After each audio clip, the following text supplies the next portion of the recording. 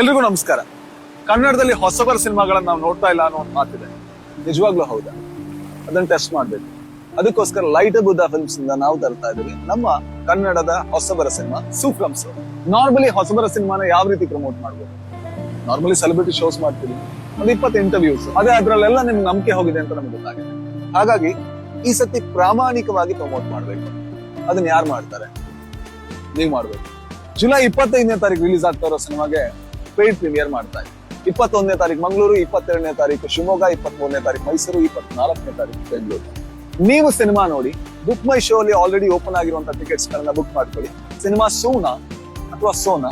ಸೂ ಅಂದ್ರೆ super, so ಅಂದ್ರೆ ಅಷ್ಟಕ್ಕಷ್ಟೇ ಅಂತ. ಸೊ ನೀವಾಗಿ ನಮ್ಮ ಪ್ರಾಮಾಣಿಕ ಪ್ರಮೋಟರ್ಸ್ ನನ್ನ ಜೊತೆಗೆ ಸೂಪ್ರಮ್ಸೋ ತಂಡದ ಜೊತೆ ಸಿನಿಮಾನ ನೀವು ನೋಡಿ. ಸೂಪ್ರಮ್ಸೋ ಈಗ ನಿಮ್ಮ ಮುಂದೆ.